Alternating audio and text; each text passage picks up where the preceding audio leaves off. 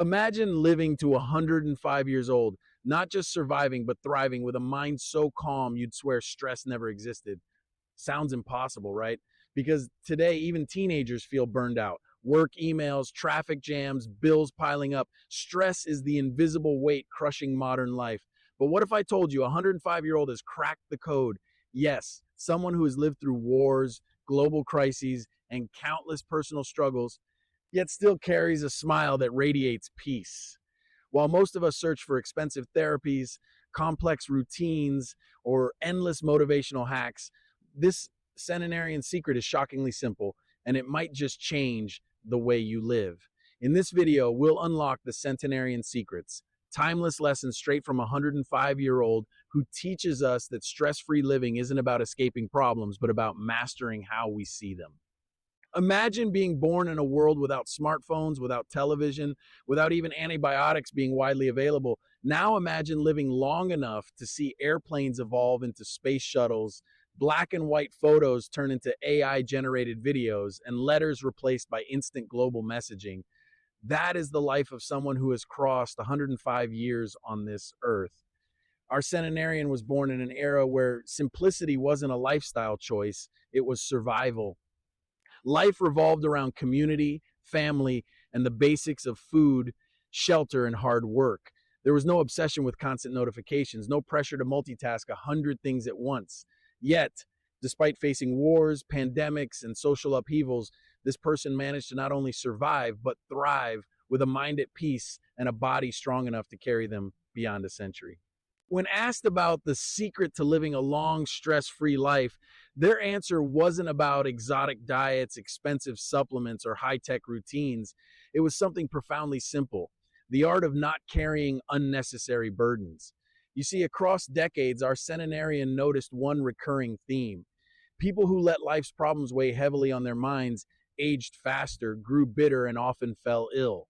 On the other hand, those who learned to release what they couldn't control, who chose laughter over anger and community over isolation, seemed to glow with a different kind of energy. Their story reveals how living in a world with fewer distractions and more presence shaped resilience. And perhaps most importantly, how those timeless habits can guide us today in an age where stress feels unavoidable. Because the truth is, stress isn't new, but how we respond to it can mean the difference between burning out at 50 or thriving at 105. When you ask a 105-year-old how they managed to live so long, you might expect some secret potion, a rare herb, or a magical morning routine. But the answer is far less glamorous and far more powerful: simplicity. Our centenarian often laughed when people asked about longevity. Life was never meant to be so complicated, they'd say. And that statement alone holds a lifetime of wisdom. In their early years, life revolved around the basics. Food came from the land, sometimes from a small garden right outside the home. Meals were simple: grains, vegetables, seasonal fruits, and occasionally some dairy or meat. No fast food, no energy drinks, no midnight snacking driven by stress. Eating wasn't about indulging cravings, it was about nourishing the body with what was available and natural. But simplicity wasn't just about food, it was a way of living. Instead of filling days with endless activities, people lived by the rhythm of the sun. Mornings were for work, evenings for family, nights for rest. There was balance between labor and leisure, between effort and recovery. The centenarian recalls evenings spent sitting outside, watching the sky change colors, listening to the sounds of crickets, and sharing stories with neighbors. That was entertainment. That was connection. Contrast that with today's world, where our minds are constantly flooded with notifications, deadlines, and distractions, where rest feels like a guilty luxury, where silence is so rare that many people fear it. The centenarian believed this constant complexity is one of the biggest reasons stress dominates modern lives.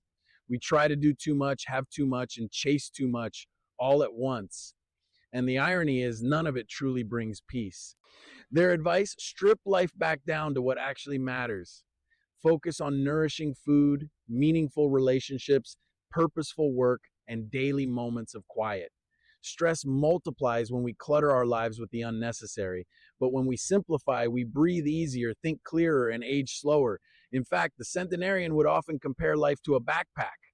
The more useless things you stuff inside, the heavier it gets. Eventually, you won't be able to carry it. But if you only keep what you need, the journey feels lighter. This philosophy of simplicity is not about giving up modern comforts. It's about consciously choosing what deserves space in your life. Because in the end, stress doesn't come from having too little, it often comes from having too much.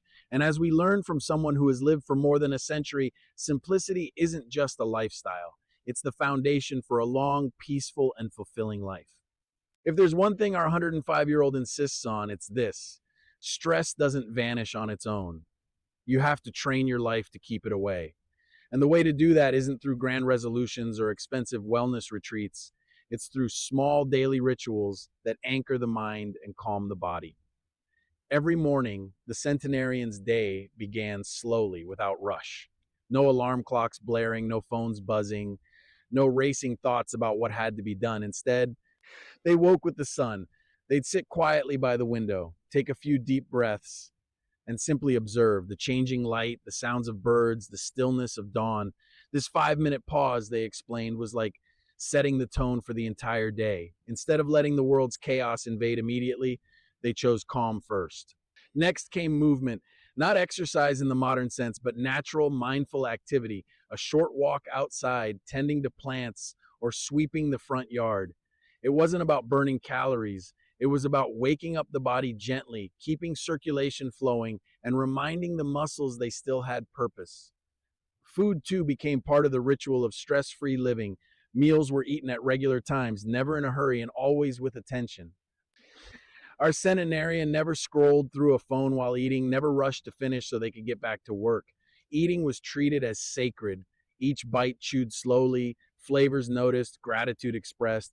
They believed digestion started not in the stomach, but in the mind, by giving food the respect it deserved. Afternoons had another powerful ritual: rest. Not a full sleep necessarily, but a quiet half hour with eyes closed, heart rate slowed, and mind wandering. This pause was seen as a reset button, preventing the buildup of mental and physical tension. Perhaps the most remarkable ritual was the evening wind down. As the sun dipped, the centenarian would sit outside, often with family or neighbors, and share stories. No TV, no phones, just voices, laughter, and human presence. This daily dose of connection wasn't just social, it was emotional therapy. It dissolved loneliness, kept the heart light, and built resilience against stress. Before bed, there was always gratitude, sometimes spoken aloud, sometimes whispered in silence. A list of 3 simple things to be thankful for. It could be the meal they had, the laugh of a grandchild, or simply the fact they had another day to live.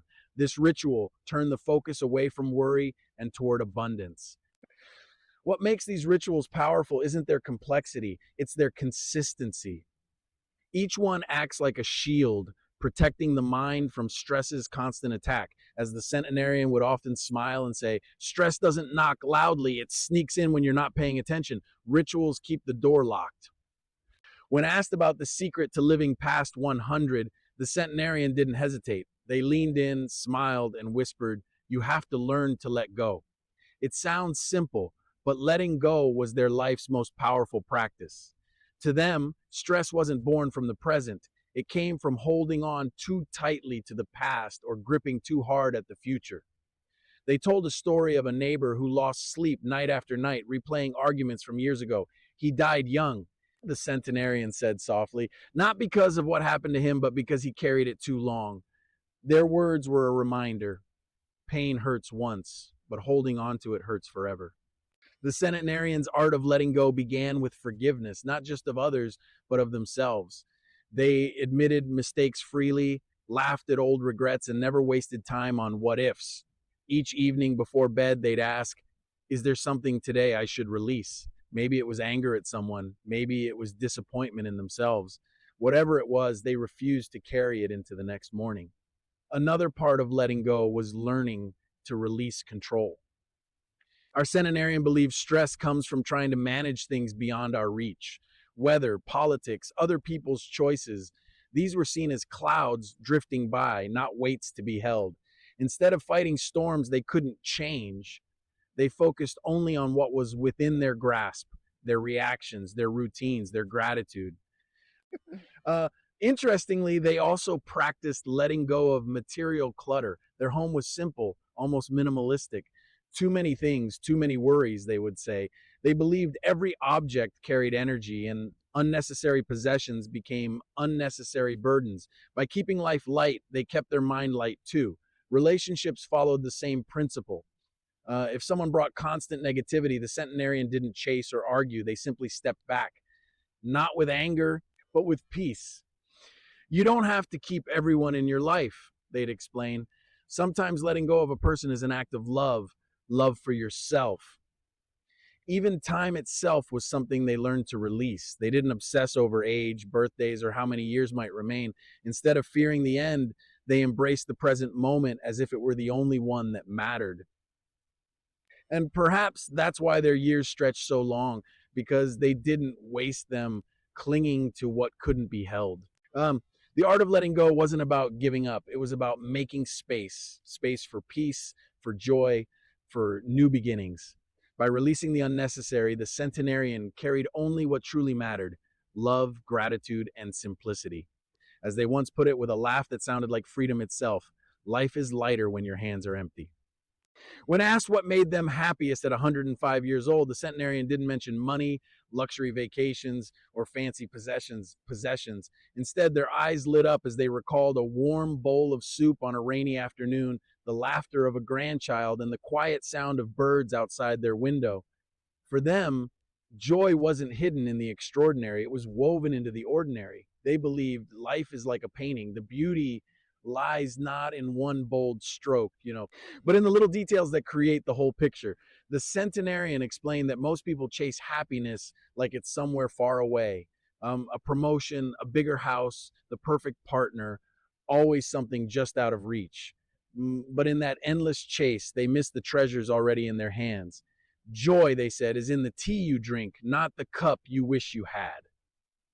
Every morning, their ritual began with gratitude for something simple.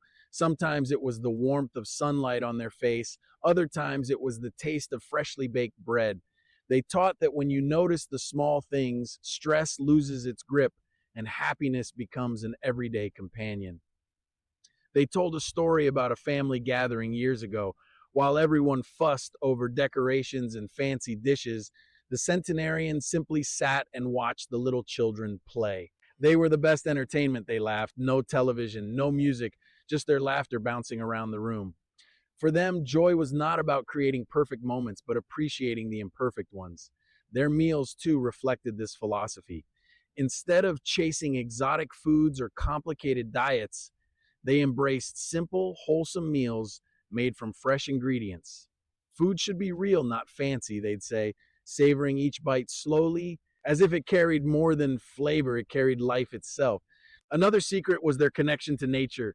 A short walk, the feel of soil between fingers while tending to a small garden, or the smell of rain on earth, these were their medicines for stress. They insisted that nature doesn't demand, it simply gives. And when you pause long enough to notice, it gives joy in abundance. The centenarian also believed simplicity strengthened relationships. Rather than extravagant gestures, they cherished genuine presence. A conversation on a porch, a handwritten note, or simply sitting quietly beside a loved one meant more than any expensive gift. People remember how you made them feel, they said, not what you gave them. Technology, too, was kept simple. They used it only as a tool, never as a master. Instead of scrolling endlessly, they preferred real-world moments. Screens distract, they chuckled. Life happens here, not in there. In their words, simplicity is freedom. The less you need, the more you can enjoy. And perhaps that's the truest secret of all. By finding joy in simplicity, they didn't just live longer, they lived lighter, happier, and more fully in every passing day. When the centenarian was asked what mattered most after 105 years of life, their answer was instant: people. Without people, life is empty. They believed the secret to longevity wasn't just in food, sleep, or exercise, it was in the bonds we build with others. To them, stress melted away in the warmth of companionship, and joy grew when it was shared. The centenarian's life was rich in simple relationships. They didn't measure friends by number, but by depth. A handful of close, loyal companions was worth more than a crowd of acquaintances. It's not how many sit at your table, they would say, but how many sit close to your heart. One of their biggest lessons was to choose peace over pride. Arguments and grudges, they explained, were like poison stored in the soul. They shared how, in their younger years, a heated conflict with a sibling lasted months. But when tragedy struck the family, they realized how much time had been wasted in silence. From then on, they vowed never to let anger linger. Say sorry quickly, forgive quicker, they advised. Life is too short for long grudges where even when you live past 100. The centenarian also practiced what they called small acts of harmony, a kind word to a neighbor, sharing food with someone in need, or, simply listening without judgment. They believed harmony didn't come from grand gestures, but from daily kindness. These acts built invisible bridges that made life smoother and stress lighter. Interestingly, they also found balance in knowing when to step back. Not every relationship was meant to last, and not every person brought peace. If someone always brings storms into your life, they said, don't build your house under their clouds. This gentle wisdom wasn't about cutting ties harshly, it was about protecting inner calm. Family, however, remained their anchor. They cherished traditions, meals together, and celebrations both big and small. They often said that laughter around a table was the best medicine for stress. Even in their later years, they made time to connect with younger generations, believing that wisdom flowed best when shared across ages. Social harmony for them also meant respecting differences. They lived through decades of change, different cultures, beliefs, and values, and they thrived because they chose tolerance over judgment. We don't all have to agree, they would say with a smile, but we do have to live together. Perhaps their most powerful insight was this: loneliness shortens life, but love extends it. Even science now confirms what the centenarian always knew, that strong social bonds keep both the mind and the body young. As they often put it, we are not meant to walk this life alone.